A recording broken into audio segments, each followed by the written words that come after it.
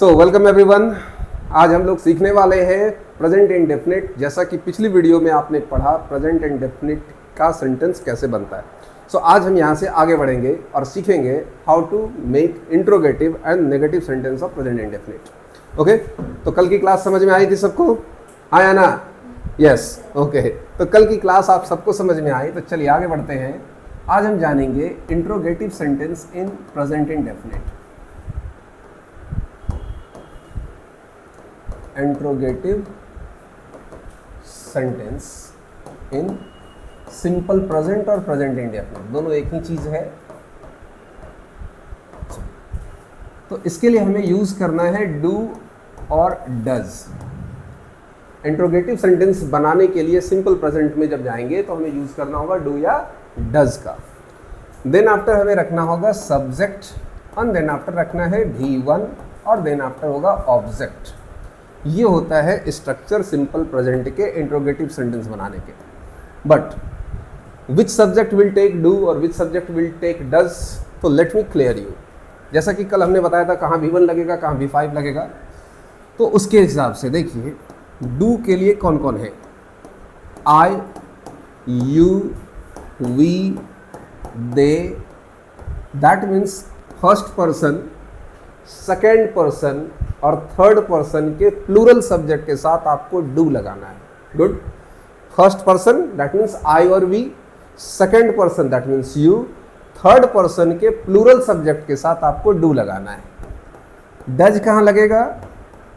He, she, it और third person singular subject. Third person singular subject,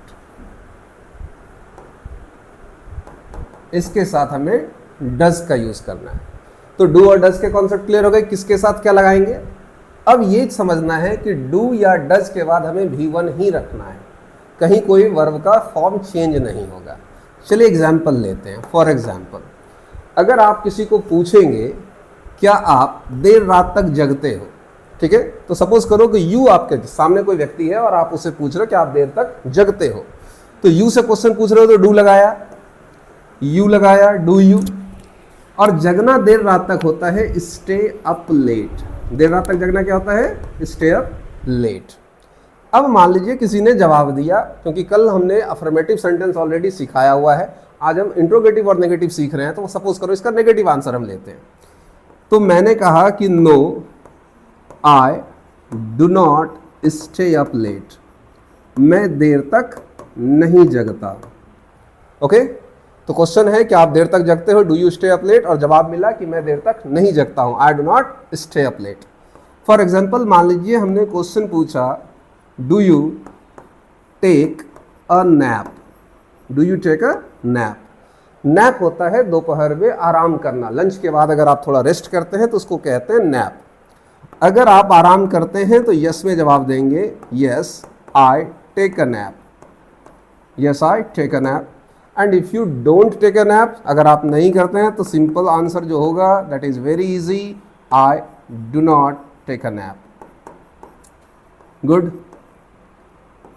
I do not take a nap. Okay, अब इस तरह से कुछ क्वेश्चंस की प्रैक्टिस कर लेते हैं।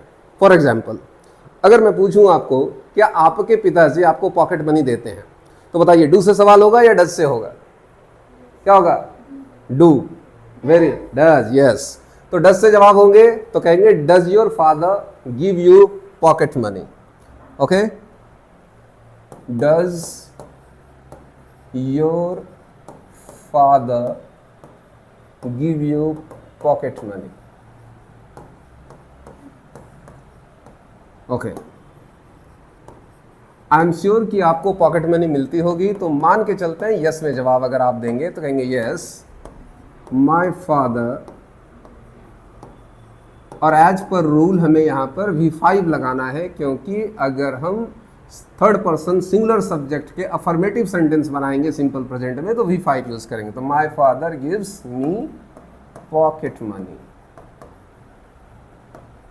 एंड इन केस नहीं अगर मिलता है, आप खुद अपने एक्सपेंसेस मैनेज करते हो, तो सॉरी तब जवाब देंगे आप इसमें नो में, तो देखते हैं क्या आंसर आता है। तो अगर हमें नो में जवाब देना है तो कहेंगे no my father does not. Okay, my father does not. और डज जब आ गया तो ये यहाँ पर याद रखेंगे, डज के साथ V1 लगाएंगे क्योंकि ऑलरेडी इसमें ES लगा हुआ है। V5 का जो रोल होता है ये प्ले कर रहा है, तो आपको डज के साथ V1 लगाना है। तो my father does not give me pocket money. Okay, इस तरीके के सेंटेंसेस आप बनाएंगे, प्रैक्टिस करेंगे। अगर आपको दिक्कत आएगी तो कमेंट में आप ज़रूर अपने क्वेश्चंस लिखिए, बताइए कि क्या चाहते हो, क्या सीखना चाहते हो। आपके कमेंट का इंतजार है, वेलकम है आपके कमेंट का। और चैनल को सब्सक्राइब करिए, वीडियो को लाइक करिए, खूब सारा प्यार दीजिए, दोस्तों के साथ शेयर कीजिए। Thank you very much.